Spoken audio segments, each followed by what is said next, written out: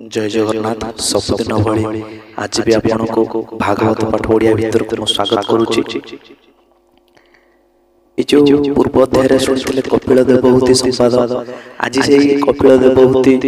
महापुअर कथोपकथन जहाँकि भागवत वर्णना अच्छी। एटी देवहूति कहते पुत्र को कि कौन कले मोर उद्धार हो पार,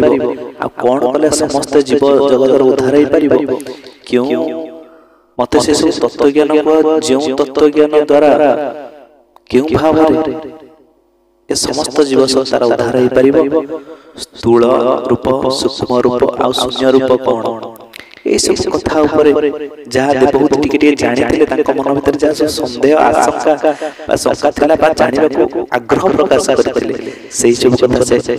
कपिल को पुत्र को पचार नारायण रूपी जो कपिल भगवान माने आउ गोटे रूप पुत्र होइगिरी से कपिल भगवान को पचारुछंती पुत्र को पचारुछंती मते किछि तत्व ज्ञान उपदेश दियो जहाँ जानिले मोर उद्धार हो समस्त नारी मानकर बा समस्त जीव संसार उद्धार हो परिबो सेही विषय से कहिछंती। तेणु आसंतु केउ केउ कथा भगवान कहिछंती ता विषय रे जानिबा। सर्वप्रथमे गुरु गोविंद आशीर्वाद को पाथ्य करी राधाकांत चरणार विंदर निजर मति को समर्पण कर दे भागवत श्रोता रसिक पिपासु से विद्वान मंडली मान प्रणाम करुछि। ता भितर आमे आगेबा तृतीय स्कंद भागवत भितर को 26 अथवा 26 अध्याय।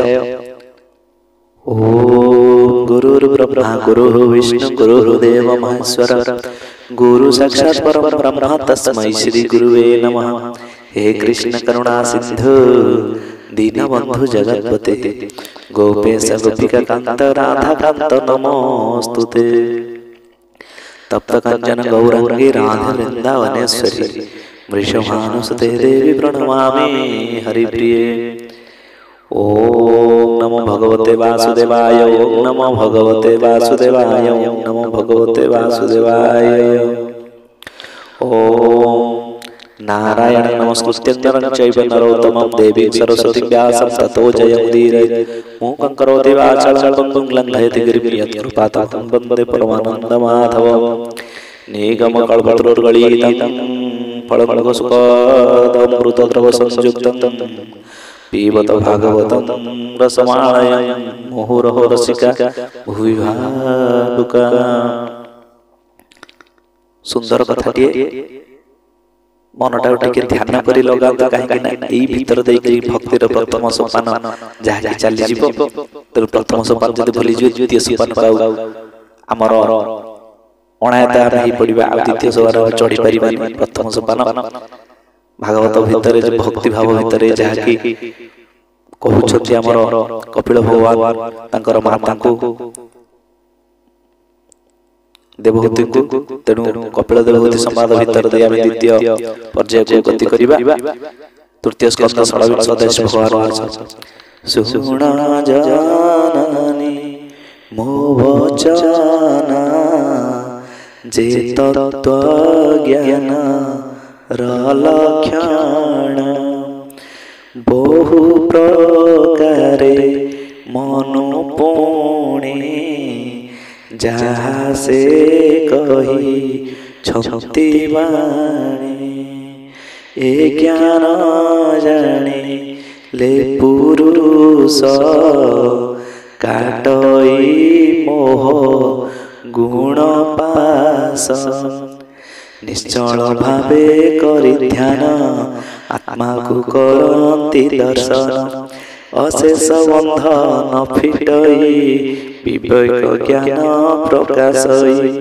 माया चंत्रित अहंकार हृदय हुए ताहा दूर कहिबा शुण मन देई जे मार्गे संशय न थाई जे पावनाति पुरुष प्रकृति परे तार वास स्वभावे निर्गुण टई ज्योति स्वरूप प्रकाशई व्यापीची ए विश्व संसारे प्राणीक बाह्य अभ्यंतरे ए रूपे प्रकृति पुरुष सूक्ष्म स्वरूप प्रकाश से विष्णु सृष्टि इच्छा करी आदि प्रकृति रूप धरी त्रिगुण जात से करई रज सात्विक तम देहि रज सजई पाले सत्य तम स्वरूपे हरे नित्य रूप लीला से करई दैव गुणमय जेहि जीव ही नाना रूप धरे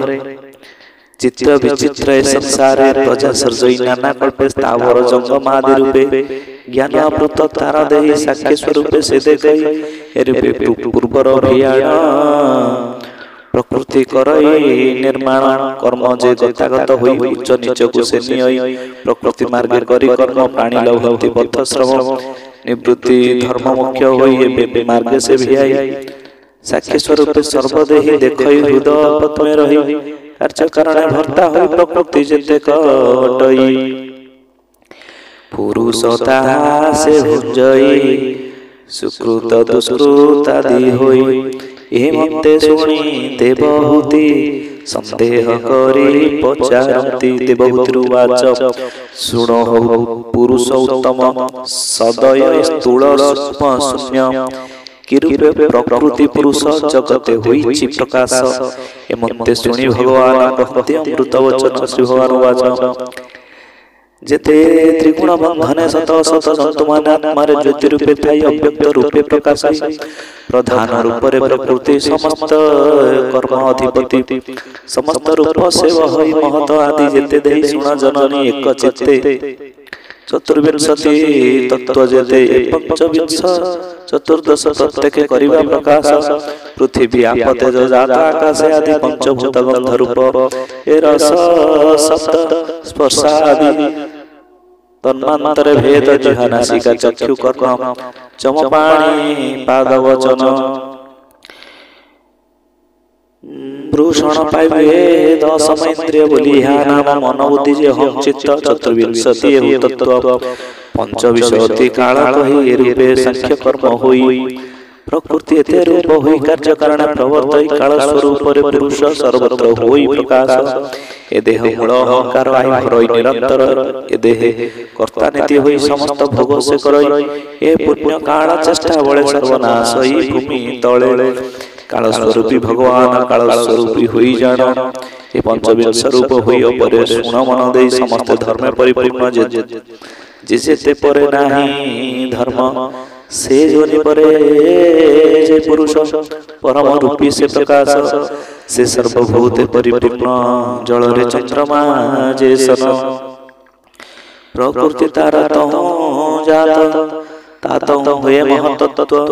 हिरण्य मध्य तार देहि ब्रह्मांड मध्य विराजई ए विश्व आत्मा जे अटई सूक्ष्म स्वरूपे अछि रही आत्मा रे प्रकाश से होई घोर तिमिर नाश होई जे स्थाने राग वस नाही पर न जानई सत्व गुण रे प्रकाश होई निर्मल ज्योतिर्मय देहि से विष्णु भक्ति लभे स्थान वासुदेव टीचार नाम आत्मा अध्यात्मा रूपी से चैतन्य महत बोली तार नाम पर पर व्यापी छई विकार भाव जार नाही स्वइच्छा शांत भाव वही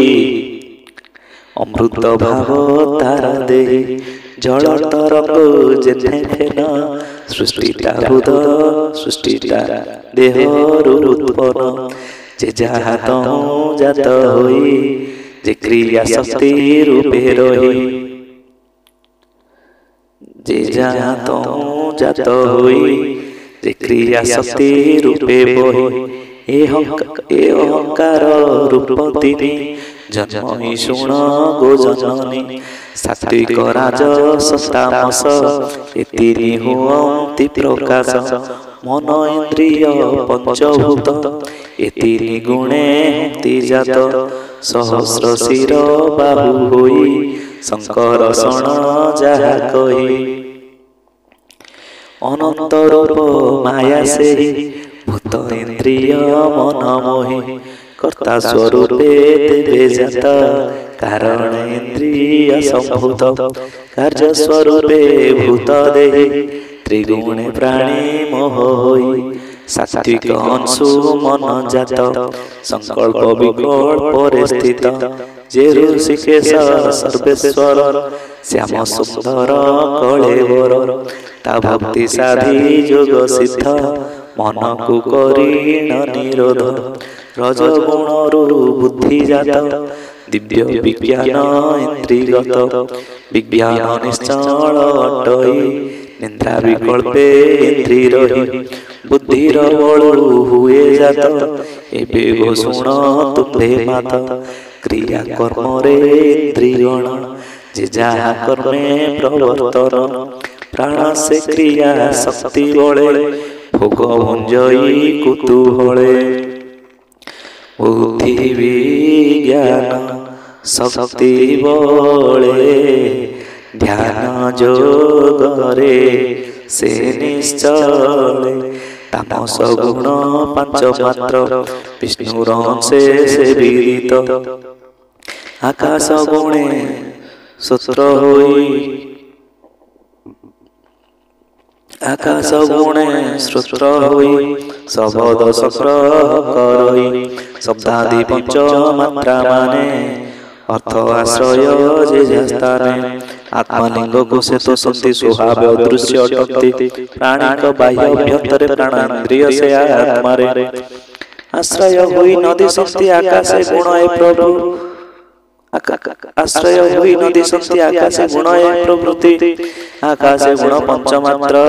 कालर गति बळे जात सर्वमात्रार वायु होई कर्मता संग्रह करई मृदु कठिन कर्म होई शीत तप तसे जाय मंत्र वृक्ष हंति जन्म शाखा प्रशाखा पत्र मान से रूपे एक ब्रह्म तहि ये सर्व उत्पत्ति होई आत्मा को आश्रय करि थाई वायु बळे से चले इंद्रिय गुण शब्द गंध प्राणी को करंती भेद कर्म मार्ग रे भ्रमंती प्राणी को विग्रह चिंतन्ति शब्द जे कर्मे आश्रय करे रूपे वसई चक्षु द्वारा घ्राण गंधे जे वसई रस जे जिह्वारे रही स्पर्श जे चर्म रे विहरे एणु तपति सर्प ठारे अग्नि पवन नाभि देशे बसंती खिदा तृष्णा रसे रूप रूप भल मंद चक्षु द्वार रे करे भेद कट जे मधु तिक्त रस जिह्वा जे जाने ता अवश्य तपद आदि जे क्लेश आत्मा रे हुई प्रकाश सौरभ गंध जे दुर्गंध नासिका करे तेने भेद स्तुति निनन जेते बाणी शब्द जे ताकु परिमाणी स्पर्श जे स्नान लेप तप्ते भेद करई अनुव्रते ए मार्गे प्राणी भ्रमंती दंडे हे स्थिर से नुहंती धारणा योग्य मन धरी परम ब्रह्मे लय करी सर्व प्रकार सत्व गुणे शांति भजिब अनुक्षण ए देव मुख्यर लक्षण एबे कहिबा मात सुन जे काले प्रलय होई सर्व रूप भंग जाई जहार तहु जे उत्पन्न ताहार तहि सेहि लीन शिक्षणी प्रभु भगवान जोग निद्रा रे अवधान पुण्य सृष्टि आदि काले उत्पत्ति होंति सकल अन्य एक तत्व होंति तक्षण रूप को लभंति जले हिरण्य कोश प्राय पड़ी भासंति महाशय केते हैं काल तह जात सहस्र शिर से अनंत जले शयन से आनंद ब्रह्मा जन्मिले नाभि पद्मे सृष्टिर अधिपति से विष्णुर आदि रूप होई अंश जेवा जात विराट रूप सुनमात वचन अग्नि संभव विनाशर प्राण जात होई वायु तपन चक्षुर जन्मिला अरुण कर्णरु दिगमान होई इंद्रिय दश रूप तहि चर्म उपरे लोममान औषध गण तांकु जान तारे तो आप जे अटई गुह्यता मृत्यु लोक कहि जे ताहार इंद्रिय दश ता सर्वगति ऋषिकेश नाभि आश्रिते शिराकुल सर्व नदी करमूल उदरे समुद्र अक्षय क्रीदा पिपासा अग्नि दहि मन से अधिष्ठित होई विषय भेद से करई मनर परे बुद्धि जात से बुद्धि महतु संभोध इति प्रकार जात होई विराट अंगरे होई ए चतुर्दश लोक स्थिति विराट अंगरे रहंती जे स्थान जेवा जात होई से अंग से विश्रामय क्षेत्रज्ञ रूपे आत्मा थाई साक्षी स्वरूप से देखोई कार्य करिण इंद्रिय गण आत्मा को करंती भ्रमण भाव ଜାଣି ମୋର ପାଦେ ଯିବା ଭ୍ରମୟ ପ୍ରମାଦେ ଭବ ଜଳୁ ସେ ତର ଏ ମାୟା ତାକୁ ନ ଲାଗି ସୁଜନ ଜନେ ଏଣେ ରସ ସୁଜନ ଜନେ ଏଣେ ରସ କହିଲା ଜଗନ୍ନାଥ ଦାସ ଇତି ଶ୍ରୀମଦ୍ ଭାଗବତେ ମହାପୁରାଣେ ପାରମହଂସେ ସଂହିତାୟ ବୟାସ୍ୟାଂ ତୃତୀୟ ସ୍କନ୍ଧେ କପିଳ ଦେବହୂତି ସମ୍ବାଦେ ନାମ ଷୋଡ଼ବିଂଶ ଅଧ୍ୟାୟ। ଯଦି ଭାଗବତ ପାଠ ଆପଣଙ୍କୁ ଭଲ ଲାଗୁଛି ତାହେଲେ ଆପଣଙ୍କର ମତାମତ ଦିଅନ୍ତୁ। এই কথা কিভাবে ভাবে ভালো লাগুଛି ଖରାପ ଲାଗୁଛି କି ଆଉ କେଉଁ ସ୍ୱରରେ ଭାଗବତ ପାଠ ଆମେ କରିପାରିବା ସେ ବିଷୟରେ ଗୋଟେ ମତାମତ ଦେବେ। ରହୁଛି ବିମର୍ଶ୍ୟାବ୍ରାହ୍ମଣ ମୁନେ ରବିମତି ବ୍ରହ୍ମ ଯଦି ସୁତମ ସୁତ ପାପ ଦୋଷ ବିଦ୍ୟତେ। ଜୟ ଜୟ ଶ୍ରୀ ରାଧେ, ଜୟ ଜୟ ଶ୍ରୀ ରାଧେ, ଜୟ ଜୟ ଶ୍ରୀ ରାଧେ।